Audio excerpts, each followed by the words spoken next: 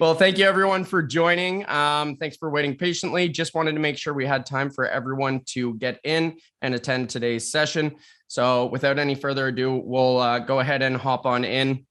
If you guys have attended these before, then you know myself. My name is Kyle Flynn. I'm the Platinum Account Manager here at Voices, as well as the account manager for all of our coaching partners, much like Bruce.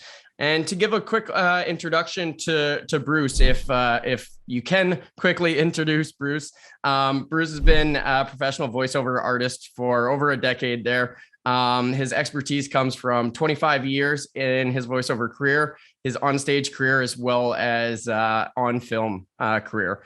Some of Bruce's campaigns include Mountain Dew, Campbell's Soup, Ford, Honda, Toyota, Pepsi Cola, Taco Bell, Castrol Motor Oil, Planters Nuts, and many, many more. And he has been a promo artist working for CBS, ESPN, MTV, VH1, Spike TV, CNN, and National Geographic, as well as the Discovery Channel. So long list of clients there in Bruce's career. So I will hand it over to Bruce. Bruce, do you want to elaborate a little bit more and introduce yourself? Sure, absolutely. Thanks, Kyle.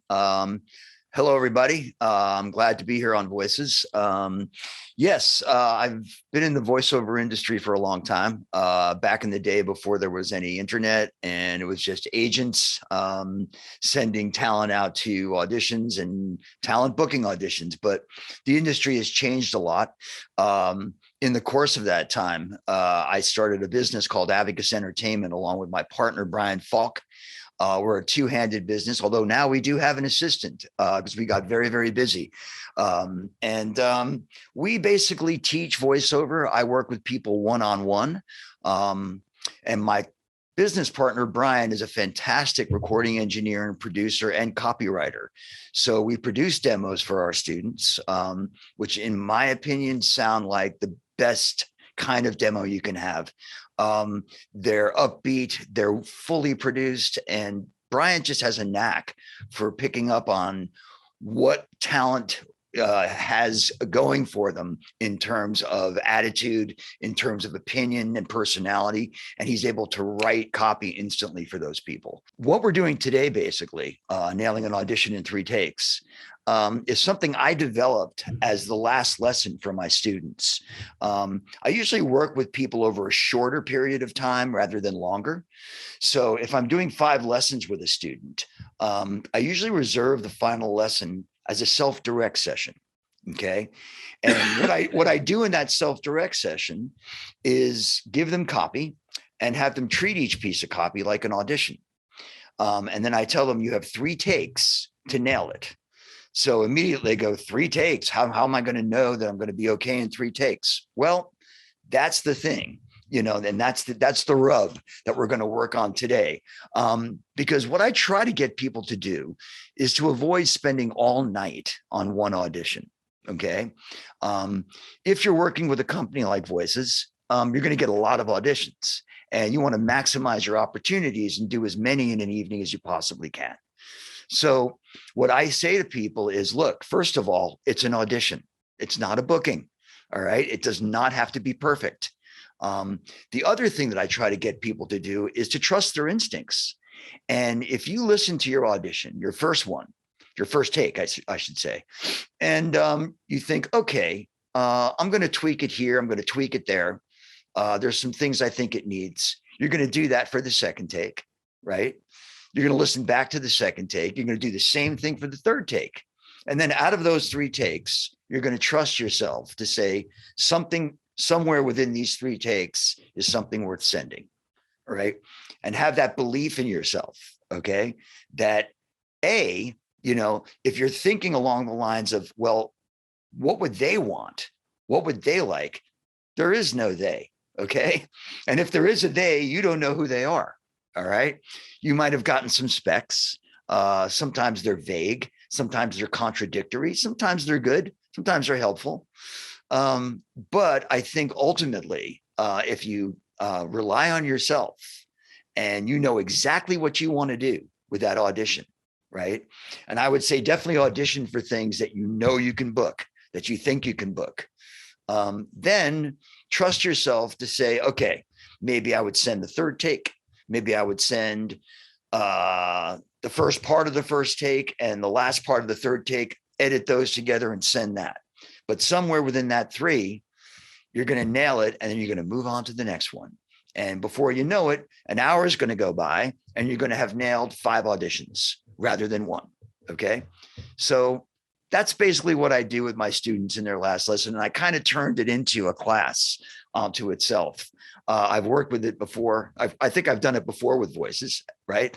And I've also done it with a company called Actors Connection in New York. And it usually works. It gives you a sense of trust. It gives you a sense of being able to figure out what you want to do and send the take that you're happy with, and not concern yourself with, am I doing it right? Will they like me? Okay. If you like you, right, and you like that take, that's the one to send. So we're going to do a little bit of that today. Now, for the purposes of today's seminar, since I usually have people play themselves back and listen, instead of that, I've chosen copy for our 2 volunteers. I'm going to take you through the 3 takes. Your first take is going to be yours. Okay. And then the second and third take, I'm going to help you nail that. Okay. Along with your input as well. It's outstanding. And I think you mention and rely on something that we see all the time is people are concerned about being someone else or sounding like someone else, or, sounding, the way that someone else thinks they should. Right. And the reason why people are hired in this is for being uniquely them. Absolutely. It's not always coming down to this big, booming, gorgeous voice. It comes down to you nailed it, and your unique voice is what drew out the copy and made it the piece that it was. So I love that. A lot of people have, quirky voices, or, what some might call a standard voice. Right. And neither of those things, matter as much as people might think, because it's about how do you use that to bring out the copy the best way that you can. Absolutely. I mean, it's really not about what your voice sounds like. It's about what you do with the copy. I'm a big proponent of interpreting the copy and thinking of voiceover as an interpretive skill. I always have. I got into voiceover as an actor, and I didn't really know what it was when I first got into it. I thought it was about your voice. And fortunately, I had great people guiding me from the get-go and letting me know right away that it wasn't about that it was about bringing personality and opinion and interpreting the writer's ideas. So I knew how to do that because that's what I learned to do as an actor. So I was able to transfer that to work as a voiceover artist. And I've been teaching my students how to do that ever since. So yeah, definitely. It's all about that. What you said, Kyle. Awesome. Well, that's outstanding. So with that being said, if you're ready, let's hop on in and start with the specifics of, okay, what are the first steps, and let's work our way through that process. And then we will be able to see it demonstrated live with our 2 volunteers here. So let's go ahead and get through the basics of nailing an audition in 3 takes, the kind of cliff notes, if you will. And then we'll go ahead and see it in practice with our volunteers. Okay. So basically what I usually tell people is like, okay, take a look at this copy, right? And think about what you want to do with it. Be specific about what you want to do with it. And then go ahead and record a take. All right. Listen back to that take. First of all, first thing, did I accomplish any of what I wanted to when I started recording? I had something in my head that I wanted to do. I had an idea. I had a point of view, an opinion, right? I had a person I was talking to. All of those things. If you've worked up all those things for yourself, listen to see if it's in that first take. Okay. Some of it is, but maybe not. Okay. So I need to be more specific about who I'm talking to. I need to smile more. I flubbed that word over there. I need to fix that. Okay. Let me try it again with the same idea. Okay. Don't change it all of a sudden. All right. Stick with your idea. Just try to work towards getting it better. So do your second take, right? Same thing. Listen back. A little closer. Okay.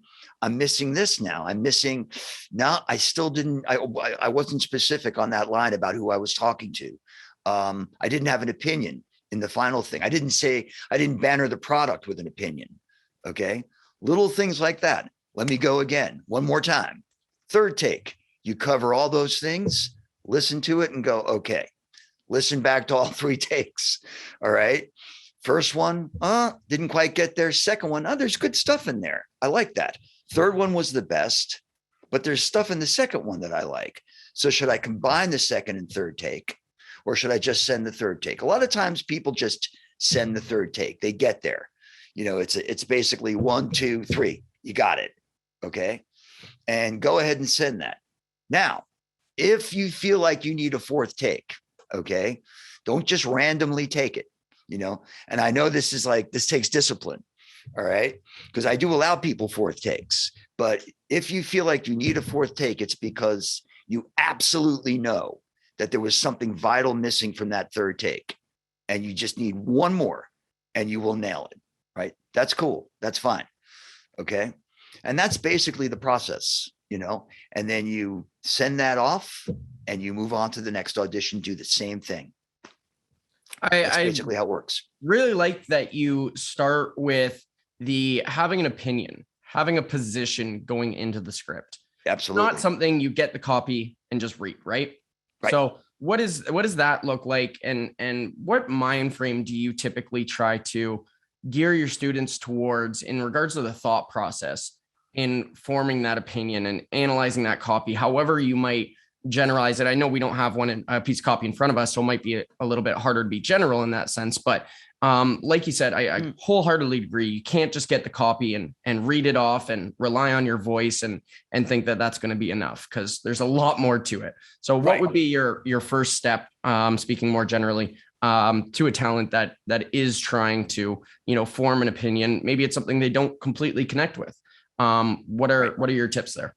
Well, one of the things is, like, for instance, if it has to do with food, okay, like if you're doing a spot for McDonald's, okay, and you got to talk about a Big Mac, right, and make it sound absolutely delicious, like it's the best thing you've ever eaten. Well, you may not like Big Macs, okay, so substitution is an old acting trick, okay. You can substitute your opinion for something that you think is delicious. Think that and say Big Mac. So if you're thinking Shake Shack, which I always do, and you say Big Mac, right? There you go. Boom. Opinion right there. The other thing is this, and this is going to sound kind of strange, but I do this a lot. Sometimes people just can't form an opinion at all.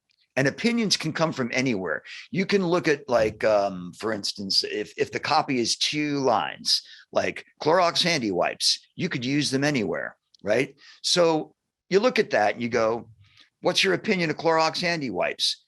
Boom, come up with one. They work. Clorox handy wipes, you can use them anywhere. There's my opinion. As opposed to going, Clorox handy wipes, you could use them anywhere. You do that, no one's going to hire you, right? Or you can have a negative opinion and still make it pop, right? Because the trick is they can't see you, okay? So if I want to be negative about Clorox handy wipes, you can use them anywhere. That would work, okay? They go, oh, that's kind of interesting. He was a little snarky.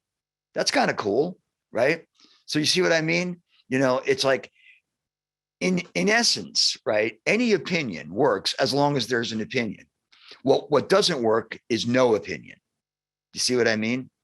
So opinions are a wide open book. If you decide, I'm just going to take on this opinion for this copy, you might make that copy pop, right? Without even realizing it. Okay. So that's it. Basically, it's like no opinion means there's no read. Outstanding. Yeah, no, definitely. It's even on that negative side, I've never really looked at it or thought about it that way, but it still gives you that personality and bring out the words in a true and authentic way. And that's right. I'm sure everybody here, including yourself, Bruce, has seen authentic or believable or conversational, whatever it might be, on a whole ton of job postings. So it's really whatever you can do to bring that out of yourself. You know what that means? Actually, that means personal. Okay. Yep. That really is what conversational is about. It's about making it personal. So if you decide that your opinion is going to be this for the copy, that's putting a personal touch on it. That's your own. No one else came up with that. That's you, Oh, you know, and I'm a big believer in that, in making copy come alive with that. it's true. Honestly, it's comes back to the reading versus acting, and that's Yes. exactly it, is turning it into something personal and allowing yourself to express it Yep. in a way that means something to you. So definitely agree there. In regards to nailing audition in 3 takes, we actually had the chance to listen to some auditions in our previous episode of Mission Audition. Feel free, everybody, to go take a listen to that. It should be posted here in the coming days or weeks. But we did have a chance to listen to some, and we did notice couple, I wouldn't say quite a few, but definitely some auditions where it was coming through with multiple takes. And I know we had briefly chatted on that, and I'd love to chat a little bit more on your position of sending in multiple takes, or how, if you are going to do that, what's the best practice in doing so. And I'm happy to hop in as well with my view on things. So yeah, what is your position on submitting multiple takes? Well, I mean, first of all, I guess it comes down to what they're asking for too. I mean, if there's a situation where they're asking for multiple takes, is that what you're basically saying? Well, no, just where it's an open source public job invite. Oh, okay. No specifics on, multiple takes or anything like that, much like ours. In that we didn't ask for multiple takes. We also didn't say no multiple takes. Right. But we did have a couple come in there, and there was a couple things that stood out to us there. What would be your general rule when chatting with Challen about that? I would say that, limit it to 3. I don't know about multiple. I don't know if producers have time to listen to multiple takes, especially because these days it seems that they usually want one take, and that seems to be the standard now. I think that if you send 6 or 7 takes of the same audition, they're not going to listen to all of them, so it's kind of a waste of time. Choose your 3 best takes. If you indeed want to send multiple takes, personally, I would send two really good solid takes and leave it at that. Right. I think they'll appreciate that more than a series of multiple takes. Completely agree. Getting into anything more than 2 takes, I would definitely caution against. Definitely 1 take is the best practice on Voice's platform. Much like Bruce alluded to, it comes down to time. And typically, casting directors are listening to about 10 to 15 seconds of an audition. Exactly. Chances are, if you are sending 2, especially if you aren't letting them know that there is more than 1 take, chances are they're not even going to hear the second take. So I think exactly. Bruce had mentioned it earlier. Trusting yourself, leaning into yourself, and not being afraid to throw out the piece of work that you have, and think, hey, this was my best take. This is what I've got to bring to the table, and trusting that. That's right. Absolutely. Very much think talent should lean into that. Trusting in yourself and throwing yourself out there with what you think is the best take out of those 2 is probably going to be your best practice. Because like I said, chances are if you're submitting 1 or 2, if your best take happens to be the second one, there's a very good chance that they may not hear it. So that's right. And I think that, by again, creating parameters for yourself like that is going to really rein you in and focus you, on the goal being, I'm going to send them my best 2 takes, or I'm going to send them my best take, and I'm going to figure out what that one is based on my own instincts, based on what I want to do with it, based on my assessment of the copy. It's really about trusting yourself more than anything, and trusting that it's okay. I mean, people, they'll go, oh my God, I don't know if I should read it like that. Should I actually put that opinion there? If it feels right. I'm a big believer in if it feels right, as opposed to, does it sound okay? Go ahead and send it. I've used that rule all my life, and it worked for me very well. And I've seen it work for other people. So it's a question of trust. It really is. Definitely. And I saw somebody in the chat ask, Do you put your first or your best take first or second? Definitely first, as we mentioned. Good chance that you're rolling the dice if it's second on whether they're going to hear it or not. And Right. honestly, if you've identified that as your best take, just send that take. If you've Absolutely. already identified that, just send that one. Yeah, you don't need the other one. I mean, sometimes people do something for safety. It may not be necessary. Kyle's right. You got a good take, good solid take. You like it. Done. Hopping in here to a couple questions. I do have one here from Heather. Actually, I can take this one from you, Bruce. Sure. Is best to use the whole audition, the whole read and audition. You are definitely safe to on voices if you would like to, unless a client is a reputable client who has a subscription with us. They are not able to download or take that audio in any way. If they are a reputable client, then you are safe in that manner. So if you would like to do the entire read, especially if the client asks for the entire read, then definitely deliver so. If you would like to cut off the last snippet, I know that is best practice in many worlds, so feel free to do that as well. So whichever you think works best for the script and your audition, going forward. So, all right. Now looking into a more technical question, Bruce, how much production would you recommend in an audition? None. That's what I like. They don't want to hear that. This is not a booking, guys. It's an audition. They don't want to hear production. They might actually go, wait a minute, is this person an engineer or are they talent? What is this? They just want to hear you. That's all. They'll take care of production. The only production that I would say, and Bruce, tell me if you agree, is just making sure that it sounds top quality. Absolutely. Yeah. Making sure that there's no background noise, no scratching. So anything that you need to produce in that manner, definitely feel free to do. But as Bruce said, overproduction can absolutely kill an audition. Yeah. It's real important these days to have a home recording space that is acoustically treated well, and that the producer feels comfortable if they want to book you, having you recorded from your home studio. If there's echo, if there's hollowness, if there's background noise, if your mic is turned around the wrong way, I've had people do that.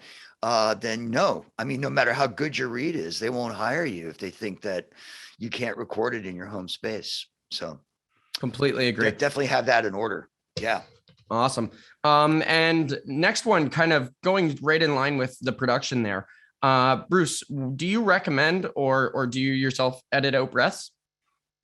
Sometimes I do. If they're really pronounced, then yeah, I will. The problem sometimes with editing out breaths is that it can make the audition sound a little bit lifeless. And sometimes actually allowing your breaths to stay in there keeps it sounding natural. So, unless you've taken like a big breath, and you think, whoa, I don't want to leave that there, take that out. And maybe take some of the smaller ones out, but don't feel like, that's going to hurt your audition, especially if the read is genuine, I completely agree in regards to if it's very pronounced, if it's very noticeable, you might be better off removing that. Yeah. But besides that, we're looking for natural, we're looking for conversational, we're looking for those things, and breathing is natural. And, absolutely. And that's really going to a lot of times help your read. So now if it's a large through the mic, yeah, maybe cut that out. Right. But otherwise, you would be fine to leave those in. And I would say, just in terms of breathing, like you just said, Kyle, you got to breathe during these things. I hear auditions sometimes and people are running out of breath. And I'm like, that's going to kill your audition too. So if you feel like you can't breathe because you want to get the whole sentence in, no. Find a place, find a beat. If it's a really long sentence, find a beat in the middle of that sentence to take a breath. Got to breathe, Definitely.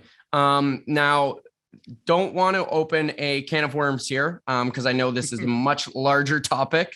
But John did ask, do you have any quick tips for somebody coming from 10 years of radio, obviously coming into the industry now where it's very natural, conversational, relatable, all those types of buzzwords? Any quick tips for them? Sure. if you, it depends on what kind of radio. If you're a broadcaster, if you're doing news or sports or you're a DJ, you're used to a certain kind of delivery. I can tell you that because my wife is in radio broadcasting and she has a delivery. She does news. You're going to probably need some lessons.